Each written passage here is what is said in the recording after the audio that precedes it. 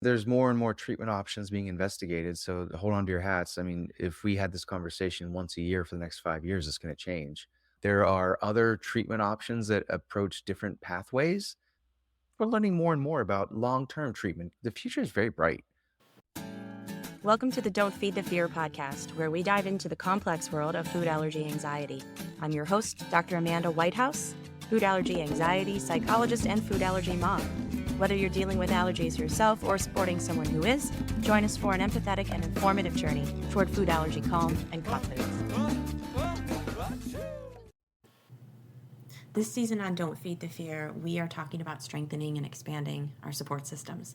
And what this has actually turned into for me has been the opportunity to talk with a lot of the people who've been influential on our own allergy journey here in my house, and to thank them for the help and the support that they provided to me. At times, I have mentioned, and my guests have mentioned, some of our discouraging and frustrating experiences with the allergists that we have worked with. But I also want to make sure that I acknowledge how hard allergists are working. I've had some that were not a great fit for us, but overwhelmingly the experience has been wonderful with those that were a good fit for us, who were supportive and who guided us through different treatments to get my son into a good spot. So thank you to them. Thank you to all of the doctors out there working hard to keep us educated and safe. And in that spirit, I am excited to share this conversation with Dr. David Stukus. Dr. Stukus, or Dr. Dave, as his patients call him, has devoted his career as an allergist to communicating evidence-based practices and best clinical practices to colleagues, medical professionals of all backgrounds, patients, and the general public. You probably are familiar with him. He's active on social media. He uses his popular Twitter and Instagram accounts at AllergyKidsDoc to dispel myths and combat misinformation. Dr. Stukus is an academic allergist who holds multiple leadership positions in the American Academy of Allergy, Asthma, and Immunology and the American College of Allergy, Asthma, and Immunology. He has been named a top doctor in pediatric allergy every year since 2015. I'm really glad to finally meet you. I've been following all of your content for a while, and it's nice to put a face to the name.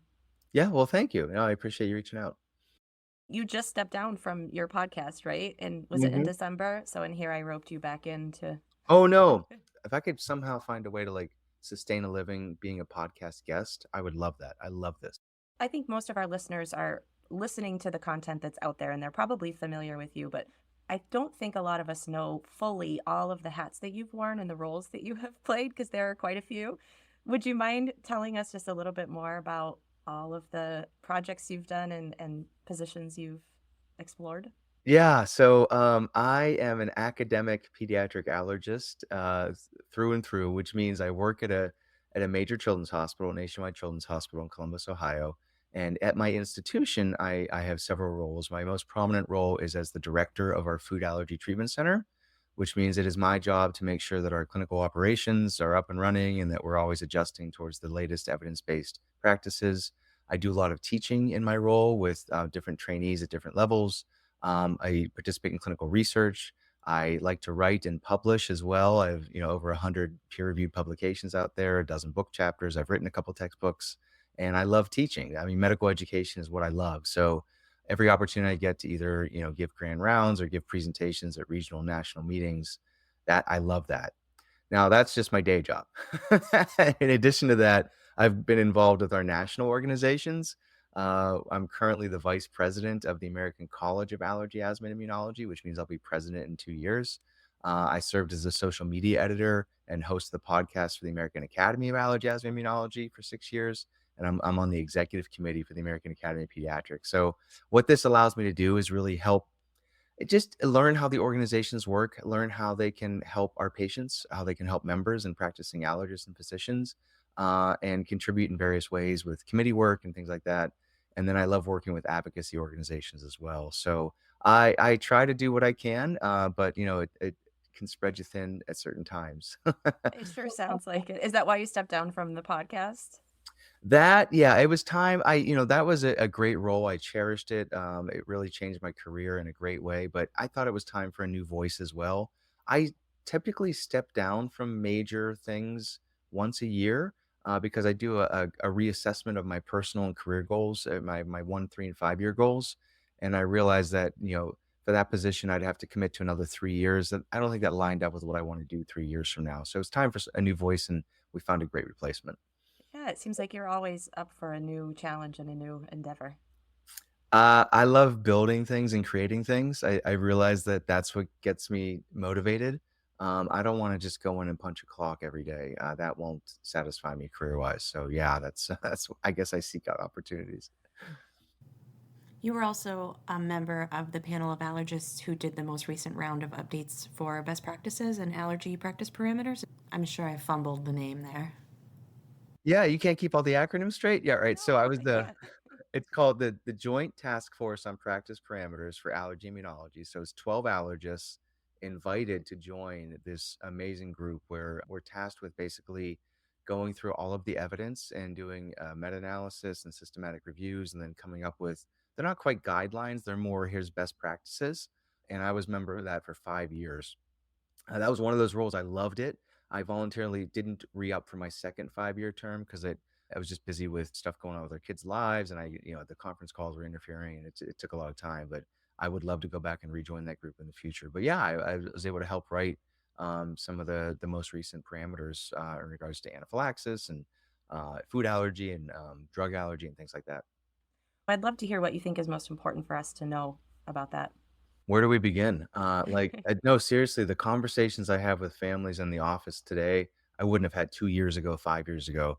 It's a bit much to say everything has changed with food allergy, but a lot has changed in regards to just our understanding of diagnosis, prognosis, individual risk, treatment, prevention. I think the biggest paradigm shift, there's a couple. One was when we started recommending that we introduce allergenic foods like milk, egg, wheat, soy, peanuts, tree nuts, seafood to babies around 4 to 6 months of age and keep those foods in their diet consistently. That's our best path towards preventing food allergy. The advice before that, which is way outdated, was to avoid those foods.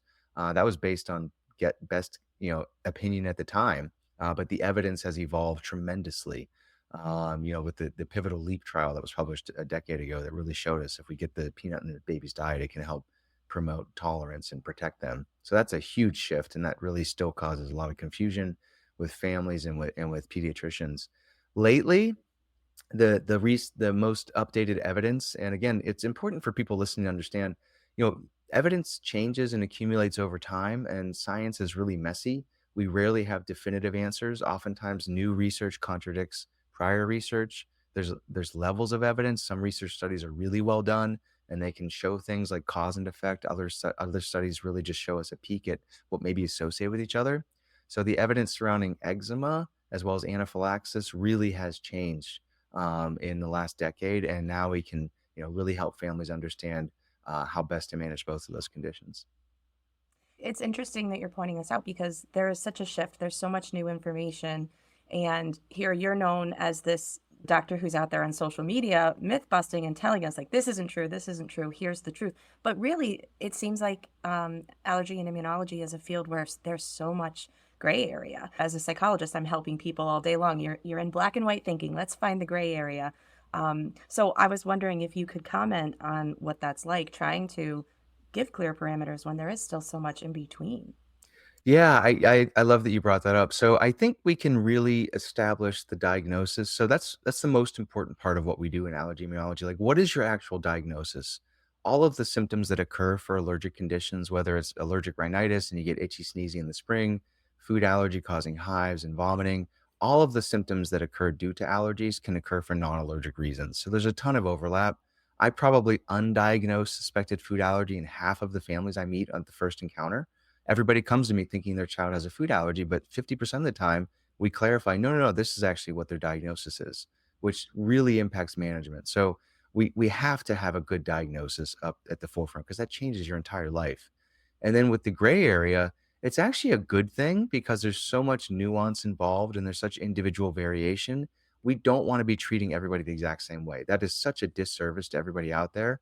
So it's hard because if you go on social media or the internet, you may read people or meet people that are doing things one way that may be completely different from the way that you should be managing yourself or your child, and that's okay. That's the message we want to send. It really is should not be one size fits all. Whether it's asthma, allergic rhinitis, eczema, food allergy. Everybody should have their own individual plan. Of those 50% that you're dispelling the suspected diagnosis, what's going on with them and how are you ruling it out? I understand the basics that just a positive test can be a false positive, but give Mhm. us a little more detail on who might fall into that false positive category and why. Yeah, 2 big buckets, and parents are so good at, seeing when something's going on with their child. So, 1, it's natural for parents to associate symptoms with their child eating a food.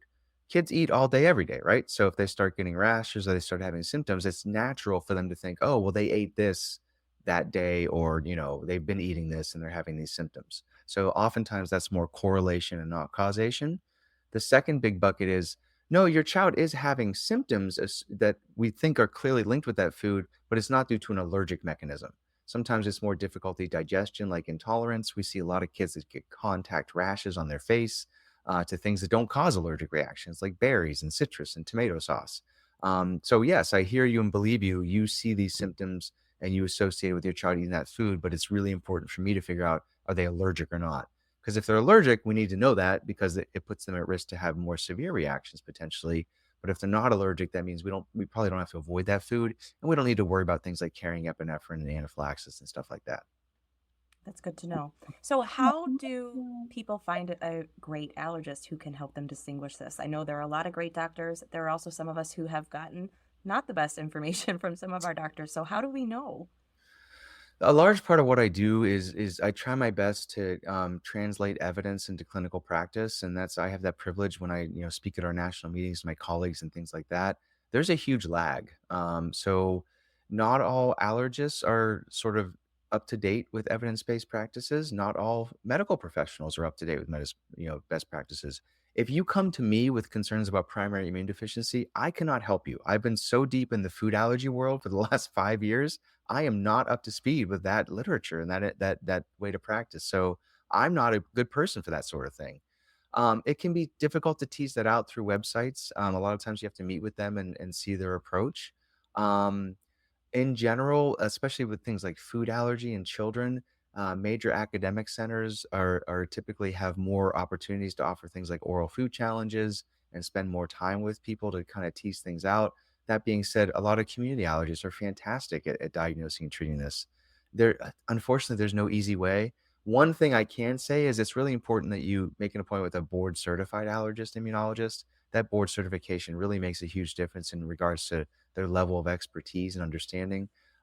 We live in a society where anybody can hang a shingle that says they're an allergist, including folks that aren't even like qualified medical professionals. So really vetting and making sure you know who you're seeing. And both of our professional organizations in the United States, the American Academy and American College of Allergy and Immunology, have a listing of board certified allergists in your area. So that's a good place to start. Okay, I'll make sure I link those in the notes for people who are looking and maybe want to consider looking for somebody new. We're talking this season on the podcast about building your support system. And obviously, I wanted you here to help us make the most of our relationships with our allergists. How do we do that? How do we walk into the office with all these questions and all this information that may or not be correct and make the most of our time in our relationship with you? Yeah, so a couple of thoughts. One is have an open mind, because as I mentioned, half of the people that I meet come in convinced their child has an allergy, and it's my job to clarify and educate them and as long most of them are open to that. Sometimes people get really upset because it's really these cognitive biases we have, and they have this confirmation bias, and they don't believe me, and I do my absolute best to explain to them and demonstrate to them, and every once in a while they're just that's their identity and who they are. So if you can have an open mind going in thinking, okay, here are my concerns. So being able to clearly demonstrate that the history is extremely important. So we need to hear from you, like what's going on with you or your child. What are you associating it with? What's the timing of onset for any symptoms that are occurring? What are the symptoms? How long are they lasting for? Have you tried any treatment so far? Have you taken anything out of the diet? Things like that. And then, from a parent family standpoint, if you're meeting with an allergist and they have their back turned to you and they're just clicking boxes during that encounter and they're not, listening to you and answering your questions, I mean that you're allowed to seek a second opinion. Not everybody has the same sort of bedside manner and approach, so you really need to have a trusting relationship with whoever you work with. And I tell families all the time, I say, listen, here, this is the approach. I've spent time discussing this with you. If what I have to offer you doesn't quite gel with what you're looking for, there's no hard feelings. There's other allergists in town. So please meet with them and see if they can offer you something that you feel much better with. Yeah. Another thing that I tell a lot of the patients that I work with, obviously, I'm not giving them any medical advice, but sometimes they're having confusion or questions about things. And I will often tell them, you're allowed to call your allergist and ask to come back in and have an appointment. Some people think, oh, but we don't go back in for our checkup until next year. So I was hoping maybe you could confirm that because I think we feel a little intimidated sometimes. Oh, absolutely. All right, let's get into it, shall we? So here's Yes, let's. the dark side of medicine is all of us are under pressure to see more patients, do more. We're getting, paid less for what we do. The health insurance in the United States is a mess. So it's natural. People want to be reimbursed for their time. I chose academics for a reason. I just have a salary regardless of how many patients I see or what I do and things like that. But if you're in a community-based practice, like you have to be able to support your business. So for some allergists, if you are going to send them messages, it's a chance that they may actually bill for that time. They should tell you that up front, and they should say, if we're going to have a 15-minute telephone conversation, this is what I charge for it, or for my term messages. So they may ask you to come back in the office so that you can have a longer conversation, and that you can, they can actually, get reimbursed appropriately for that time that they're giving you and their expert opinion, and that's okay. But they should be willing to do that. So you should feel comfortable to reach out to them and say, I have follow-up questions. What's the best way to do this? Sometimes it's through the electronic health record. Sometimes it's through a telephone call. Sometimes it's through a follow-up visit. I get people reaching out to me all the time on social media asking me specific questions or even more general questions, and I would love to help them, but I can't. I'm not their physician. I don't know anything about them, and it's unethical for me to provide any advice whatsoever on social media. But I tell all of them the same thing: please reach out to your personal allergist with these questions. And more often than not, they say, well, they're not willing to answer them. And I said, well, then seek a second opinion. Like it stinks that you have to do that, and it's really unsettling. But if that's the point that you're at, you're reaching out to some stranger on Instagram, like maybe you should rethink the relationship you have with your own allergist. I agree. I think it's a tough balance because obviously none of us are experts and know better than you, but we also have to have that trust. And if it's not Mhm. there, then obviously any advice that's coming or recommendations are going to be regarded differently if we aren't feeling really comfortable with that connection and relationship. Absolutely. Yeah. So I encourage you and for your listeners, like, yes, you are allowed to ask questions. You're allowed to reach back out. You don't have to wait for that next scheduled visit. And if you're not getting that support that you need as much as you can, find somebody else. Thank you. That's good to hear. You mentioned some of the challenges and restrictions don't apply to you because of the nature of your position, but what is for you the hardest part of working with patients? That's a great question. I think access to care, it breaks my heart, especially with infants that have concern with food allergy, because we now have an opportunity to offer treatment and we can really, guide their management. But when I meet families that wait 2 months to see an allergist or 3 months, and they were given terrible advice and they've been living in constant fear and their lives have been ruined and they stopped all their social engagements and stopped going to restaurants, that just breaks my heart. So that limited access to care is really frustrating. I'm in a position where I can work on fixing that, and lately we've been able to see families within a week. Basically, a lot of times I can see them the next day. So that is an ideal scenario. But yeah, that's been one of the hardest parts, I think.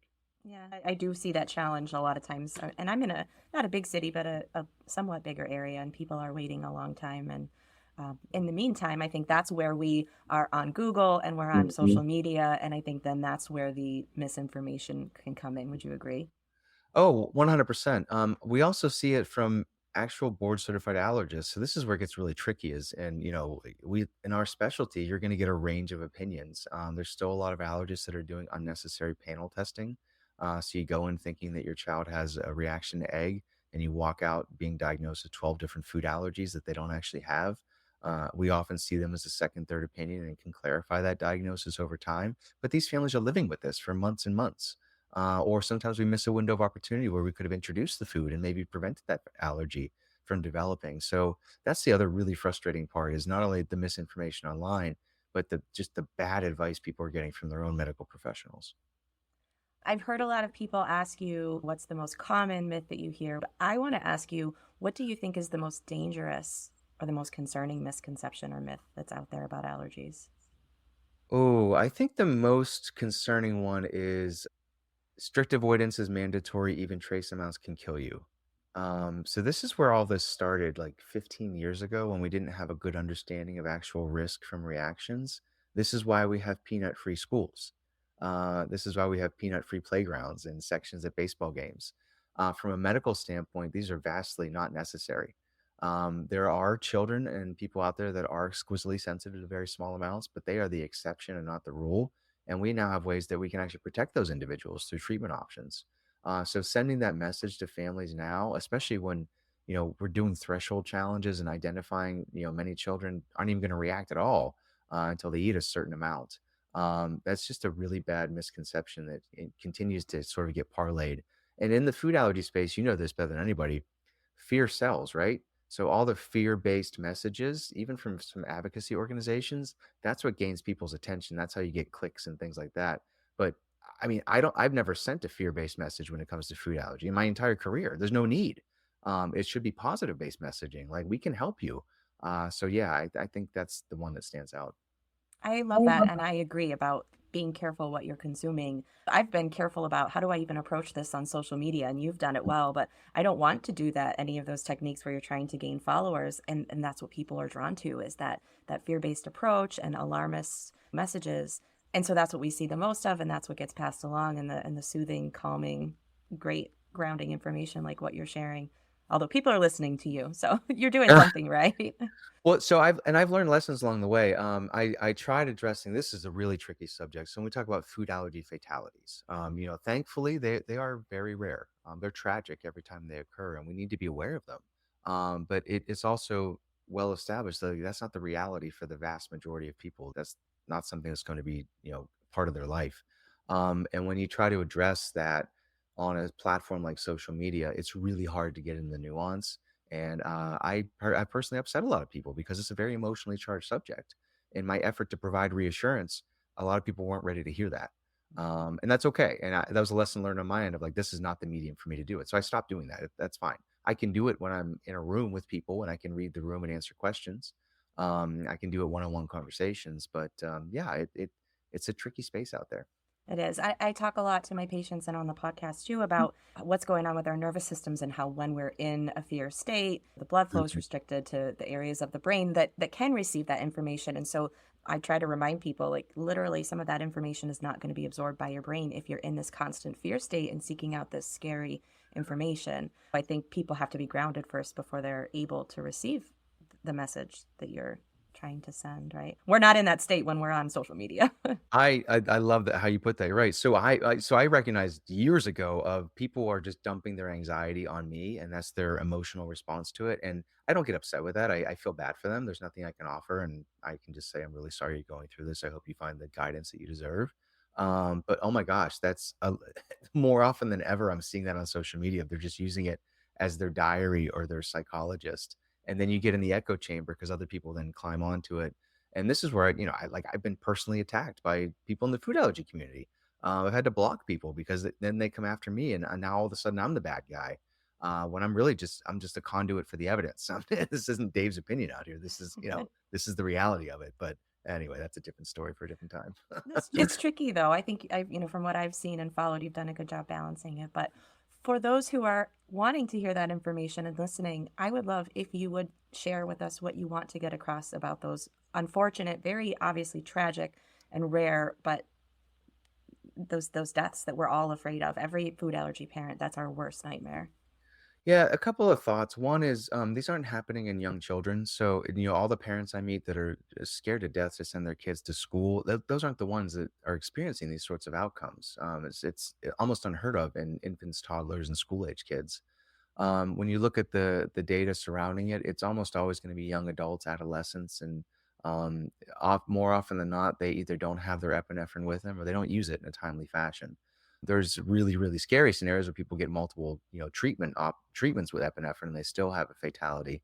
But those really are extremely rare. So we can learn from that, right? So we can really help our adolescents and young adults know that, hey, let's continue to be mindful of this. Let's make sure that we're double checking things when we're going to restaurants. Let's make sure you have your epinephrine with you. Let's make sure you communicate with your peer network and the people that you're dating and hanging out with. Like Do they know you actually have food allergies? Do they know that you have epinephrine in case you're in a situation? These are such rare occurrences that it's hard to be prepared for it 24/7. But if we can establish good basic sort of habits that make sure we have these things with us, then that's how these get prevented. So that's sort of the messaging is, that we know enough to know that there's certain circumstances to focus on.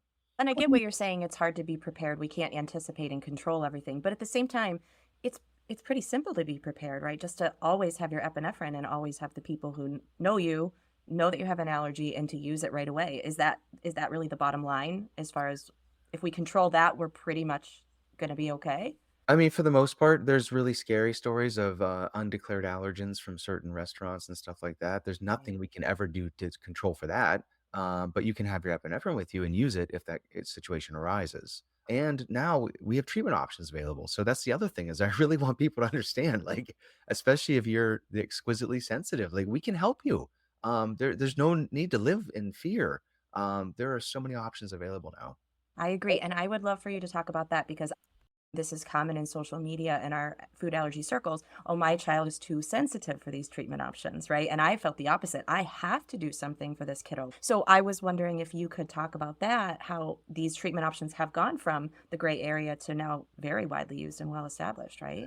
Right, yeah, so the two main treatments are one is being exposed to what you're allergic to in really, really small amounts. You have to do this under supervision. So there's oral immunotherapy, there's sublingual immunotherapy where you're actually getting very small amounts of the allergen, increasing this over time. This is a daily therapy for years and years and years. This desensitizes your immune system, so you become more tolerant to smaller amounts. So this really is very helpful for accidental ingestion of small amounts. It can increase your threshold and decrease your risk to have a severe reaction. It's unlikely this is going to cure most people with their food allergy. That's really important, especially when we, have well-established immune systems in teenagers and young adults. If we start this early in life, in the first couple of years, maybe we have an opportunity to help that, usher that out and make it go away. But that's still, being investigated. The second option is a medication called omalizumab or Xolair, and this is a biologic that we've used for over 20 years. And what this does is it targets the IgE antibody that causes reactions. So you don't have to eat the food because with OIT and SLIT, you actually have a risk of causing reactions every time you take a dose. We have ways of lowering that risk and making it more manageable. But with Xolair, you don't eat the food. And with Xolair, it's really cool because it doesn't care what you're allergic to. It's ideal for people with multiple food allergies. Oh, by the way, it's a great treatment if you happen to have asthma and environmental allergies as well. So now we're treating the whole person with one treatment. The downside is you have to get it by injection, either every 2 weeks or every 4 weeks, and every treatment is roughly $2,000 to $3,000. So we want to make sure insurance covers it. Yes, we can help you. We can protect you, and you don't have to worry about those things. Are we going to get you to eat what you're allergic to? No, that's not what this is designed to do. But we can help navigate the world and make it much safer for you. Obviously, a lot has changed since we were trying to navigate that. I had Mhm. doctors kick me out of their office just for asking, like, I read about this thing called OIT, and how terrifying for me to be that scared, and then for them to be shoving me along just because I wanted information. Yeah. So for those of us who are nerdy like me, can you give us a boiled down explanation of what's the mechanism? How does Xolair work on the body to prevent the reactions and address the allergies? Yeah, so Xolair is a very specific treatment that binds to the IgE antibody that's in our body. So if you have IgE against a food, let's say just peanut, then when you're exposed to peanut, the peanut actually binds to that IgE antibody, which is then attached to the allergy cells, and it opens them up and releases all the chemicals that cause allergic reactions. Histamine is one of the major ones, so that can cause itching and swelling and vomiting and difficulty breathing and things like that. There's a little more to it than that. But what this medicine Xolair does is when you block up that IgE, you need to be exposed to higher amounts of peanut in order to trigger the allergic reaction. So that's how sort of it works. And it doesn't let you start eating peanut, although when combined with small levels of oral immunotherapy, this is new research. Part of the big trial that got Xolair approved, Xolair will make OIT safer, which makes sense because you're sort of blocking that IgE antibody. When you stop treatment, you go back to being allergic. That's just the way it works. So it's a long-term treatment. Even with OIT, if you stop treatment, the vast majority of people are still allergic and they can't, they go back to having reactions. So that's important to understand as well. A lot of people have fears about the side effects they're hearing with Xolair. What would you say about that? Yeah, I don't know where this is coming from because, it's one of the few medications that we've had for 20 years. Like, the safety track record is unbelievable. There's a boxed warning on there that it can cause anaphylaxis, which we don't understand. How does a treatment for allergies cause anaphylaxis? We don't know. There's It's very rare, and almost always it occurs in the first 3 injections, which is why we give those first 3 in the office, and then we can transition you to at-home dosing if you want. Some allergists prefer to give every dose in their office, which is fine as well. Initially, like when I was doing my training to be an allergist 20 years ago, there was some concern that maybe Xolair was associated with cancer. It turns out after studying it in thousands of patients, that was a statistical anomaly and it didn't pan out. But other than that, I don't know where all these fears are coming from other than, the zeitgeist. Right. Fear of the unknown, I think, that's always such a powerful thing with allergy life because so much of it's the unknown. Yeah, and that's why we try our best to extract and be like, "No, I've been prescribing this treatment for literally 2 decades. It just has a new indication. Just we didn't have the good studies like we do now to show that it works for food allergy, and that's why the FDA didn't approve it for that. But it has indications for chronic hives, for chronic rhinosinusitis and nasal polyps.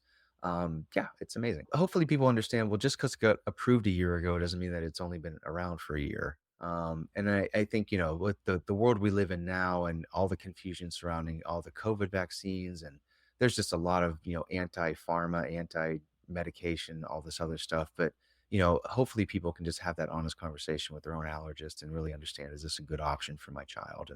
And what does that look like? Yeah. Could you, in the same way, comment on some of the fears that people have about the different immunotherapy options, OIT and SLIT? You mentioned briefly, but what's your take on those if people aren't interested in Xolair and they are looking just at that path without medication added in? Yeah, we always want to make sure people understand really risks, benefits, expected outcomes, and the regimen involved. So this is not an easy decision to make. It's one that should be revisited. We call it the concept of shared decision making, where every family you should really say, "Here's what is most important to me. I want to make sure that my child never has a reaction, ever, ever." Well, OIT is not a good option for you because side effects do occur. Most of them are pretty mild, and we can manage them. But yeah, okay, fine, that's fine. Oh, by the way, avoidance without treatment is a great option for many people. I think that a lot of folks out there, they get pressured. Why would you not put your child on this treatment? My child did great with it. That's great. That's your story. You have no idea what my child's story is. Avoidance is great. I have so many families. My son is a teenager. He's 15 and a half. He has cashew and pistachio allergy. He doesn't want to treat. He doesn't want to do OIT or so. Like, I'm pretty sure I could make this successfully work for him. He's like, no, dad. He's like, I'm just not going to eat it. And he's traveled to Europe with his school and he's doing great. That's his choice and that's fine. So avoidance is an absolutely great option.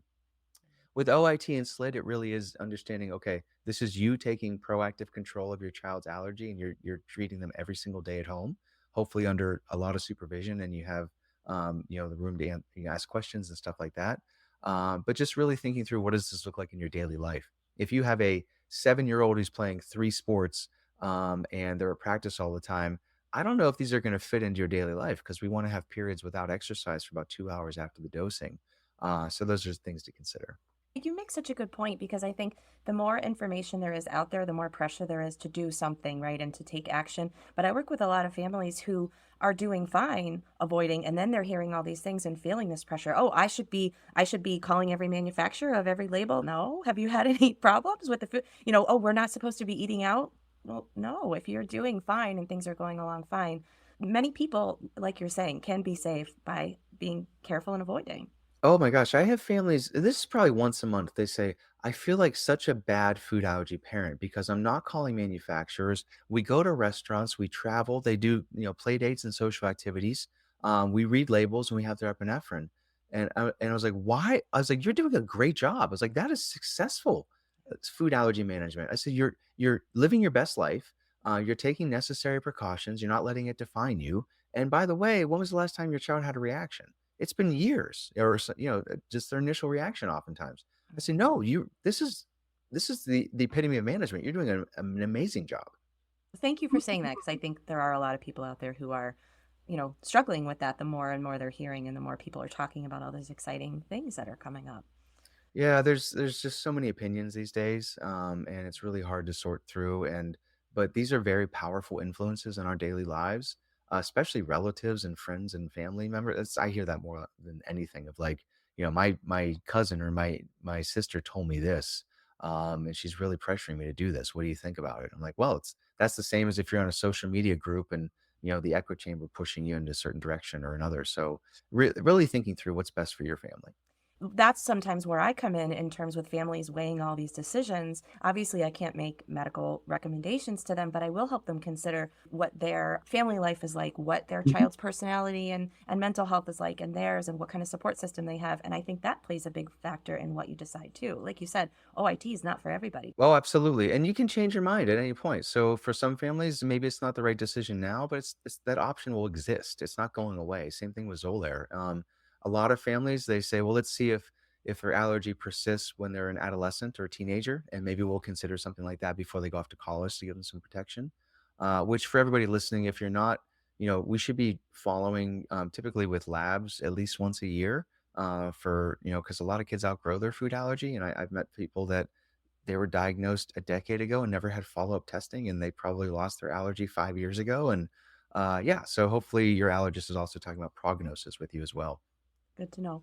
Speaking of all these new things, talk to us about the new options for epinephrine. I think that's what a lot of us are the most excited about. I just ordered my son's first Neffy. Oh, yeah. Yeah, yeah. So the first, intranasal epinephrine device is the trade name is Neffy, was approved in September, I believe. It's a 2 milligram dose, so that one is only if you weigh 66 pounds or above. Their 1 milligram dose, I just learned, is going to be available sometime in the next few months, and that's gonna be down to 30 pounds. So very exciting. There are 2 other epinephrine nasal sprays I'm aware of that may come to market in the next 1 to 2 years. And there's also a sublingual epinephrine strip. It's kinda like a Listerine strip that we should have available by the beginning of 2026. So these are all needle-free alternatives. When you look at, a lot of families tell me, well, does it work? So no, so IRBs, institutional review boards, are what we use to help govern, are we doing safe and ethical research? No IRB in the world is going to approve a study where we intentionally cause anaphylaxis and then randomize them to either get nasal epinephrine or no treatment at all. That's not going to work. So the way they study this, it's the same exact way that they studied the auto injectors in the first place. Is you give the medicine to healthy volunteers, and then you look at parameters inside their bloodstream. How fast does the epinephrine reach a certain concentration? How high does it go? How long does it last for? And then what effect does it have on parts of the body where it impacts it, such as blood pressure and heart rate and stuff like that? So the nasal epinephrine was I mean, it was essentially the same as giving it through an injection. They also studied the nasal epinephrine in people with allergic rhinitis, environmental allergies, because that's a big concern, right? Is it going to absorb? It actually absorbs a little bit better. So yeah, so that's how these things are studied. We're going to be part of multiple sites that are going to be part of a clinical trial where we enroll people during oral food challenges. That if they require epinephrine, we will randomize them to either get the nasal spray or the injection. So we'll actually have some real life efficacy data in the next year or two. I think that'll be helpful for people to hear you understand this is the same way that the injectors were tested and verified. It's like, we'll never have a study demonstrating that parachutes work for people jumping out of airplanes. Good comparison. You mentioned something that reminded me of something earlier in the conversation, the difference between threshold testing and food challenges. Could you talk about that? I don't think a lot of people understand. No, this is kind of another paradigm shift. I told you at the beginning, everything's changed. I love So it. not I want to there's know. not a lot of folks doing this. We've been doing these threshold challenges for a couple of years. So there's, oral food challenges are the gold standard. This is the best way. So if you're allergic to something, when you eat it, you should have reactions. If you eat a certain amount, a serving size or 4 to 5 grams without symptoms, it's very unlikely that you're allergic. So when either the diagnosis is in question or people with known food allergy, we think it may be going away. The oral food challenge is the most valuable part of what we do. It's an extremely empowering experience. I know there's a ton of fear mongering surrounding them. It's been suggested that they're inhumane. That is, we do 1,000 food challenges a year at our center, and yeah, I mean, I can tell you this is the most helpful thing that we do. The threshold challenge is it's very similar where we give a very small amount of the food. We observe if nothing happens after 10 or 15 minutes. We give a little bit more, a little bit more, a little bit more. Instead of trying to get them to eat an entire serving, we'll go for a very small amount that we measure out. So, like if we do a peanut threshold challenge, the single highest dose is 1 peanut. So, we're not proving whether you're allergic or not because these are people we typically think you're probably allergic. And if you were to eat enough, you'll have a reaction. But these are people that have extreme restrictions because they thought maybe if they're exquisitely sensitive or severely allergic, or they're not quite sure if they should pursue treatment. And oftentimes we can demonstrate like, wow, your child ate 2 peanuts and nothing happened. I'm not saying go eat peanut whenever you want, but I am saying you don't need to worry about trace amounts cross contact. I still want you to communicate and read labels, but your child's threshold is higher than they'd ever receive through that sort of exposure. And if you want to start oral immunotherapy, we can start them at a higher dose and maybe aim for a higher goal dose as well. So that's sort of how we use those challenges. So that would be an individualized decision then. Once you do that, do we just avoid it or do we move into OIT from here? Would they start the dose at the threshold that you had established then if they moved into OIT from there? Yeah, so it all depends. So we also want to identify, are they somebody who is exquisitely sensitive? So we have children react to small amounts, and that's important information to know as well, because that means we need to adjust the protocol for OIT and go to a much slower pace, or we may consider something like Xolair. So it's just a valuable experience regardless. Okay. Thanks for explaining that. It sounds like you're saying a lot of places are not offering that specifically, right? Not that I'm aware of. This is sort of new even in the literature, just like in the last years when we started seeing a lot of folks talk about this sort of thing. But it just goes back to it's such a great time for food allergy management because it is so highly individualized. And if I haven't, impressed this message enough upon your great listeners, it's okay. Everybody else's story is their story. That's not your story. So we need to figure out what your story is, and then it can help guide your management. The impression I'm getting from you describing all this, and you tell me if this is wrong, but it sounds like with so much happening, the field is moving from these broad recommendations to more and more individualized. Is it just becoming so specific to each person when it used to be just a broad avoid and carry epinephrine? That's the way it should be. Again, as I mentioned before, it's going to take a while for everybody to kind of catch up. But that's where we are. I mean, we're in that space. That's why I shifted gears in my career and fell in love with food allergies 7, 8 years ago. I knew that we were on the cusp of individualized management, just like we were with asthma 15, 20 years ago. It's not one size fits all with asthma either. Is there anything else that's on the horizon, even if it's just at idea theory stage, that you think will be a big change? I mean, there's more and more treatment options being investigated. So hold on to your hats. I mean, if we had this conversation once a year for the next 5 years, it's going to change. So it's called epicutaneous immunotherapy. So the peanut patch, that was shown to be effective years ago. The FDA didn't approve it because the sticky part of the patch wasn't quite sticky enough. So we're going to have those results sometime in the fall. So we may have that, and that might be a no brainer. Just put the patch on your skin and kind of set it and forget it, and any side effects are localized to the skin. There are other treatment options that approach different pathways, including potential oral treatment options. So we can get away from the needle with biologics, which can be really fascinating. And we're learning more and more about long-term treatment. Can we sort of space OIT doses out as kids get further along? Can we combine therapies to really make them better tolerated and safer and more effective? The future is very bright. That was a lot packed in to the conversation, but a lot of information in there, so thank you. Will you tell everybody where they can find you on social media if they don't already know? Yeah, so I mostly live on Instagram these days. My handle's at allergykidsdoc. So I've gone through my own personal journey. Along with my academic side to everything else I do, I've taken a truly academic view of social media, and I've taken a deep dive into learning how it's impacting all of our lives, especially our medical decision making and things like that. And as I've learned more and more about this, I've learned how the algorithms have hijacked our brains. So I try my best not to be on my phone. So I'm not posting as much as I used to in the past, but I'm still out there. I can never give individual medical advice, but I love interacting with folks, and I learn from all of you. And I take that back to my patients, and I take what I learned from my patients and offer it to all of you as well. Great. So, the last question that I like to ask everybody on the show, again, let's get out of the fear mongering. Tell me something good about allergies. It's a hidden superpower, actually, and people don't talk about this enough. But in general, children who have food allergies, they tend to eat healthier. They tend to have more confidence, as does anybody with chronic medical conditions that they have to manage on a regular basis. Families learn to cook, which is often a great sort of family event where you're learning these skills and trying new recipes. So I think that in many ways it can be empowering, and these kids actually do very well. And I know there's a lot of scary stuff in the world, especially in the food allergy community. They talk about how people are insensitive, but children aren't. I can tell you that, school age kids and teenagers, like they have such support from their classmates and their friends. So yeah, I know there's, jokes being made about it and commercials and stuff that make everybody mad, but like your child's going to be okay. It's all going to be okay. Thank you so much for joining me here on the show. You have so much good information to share. I love conversations that really dive in like this. Oh, it was my pleasure. Thank you for inviting me. And now here are your 3 ideas for action steps to help you follow through on our conversation today. Number 1, if you don't already, follow Dr. Stukus on Instagram and Twitter at AllergyKidsDoc.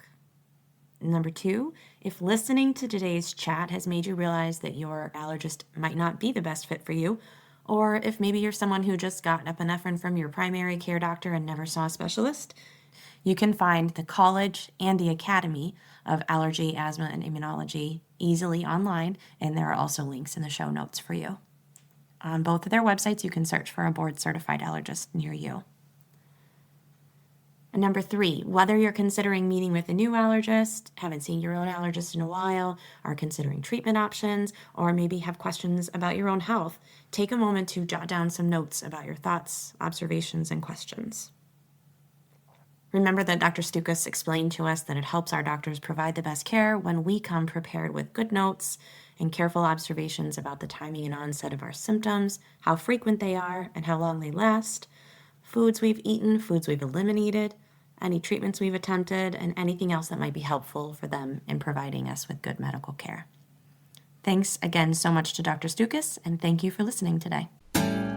The content of this podcast is for informational and educational purposes only and is not a substitute for professional medical or mental health advice, diagnosis, or treatment.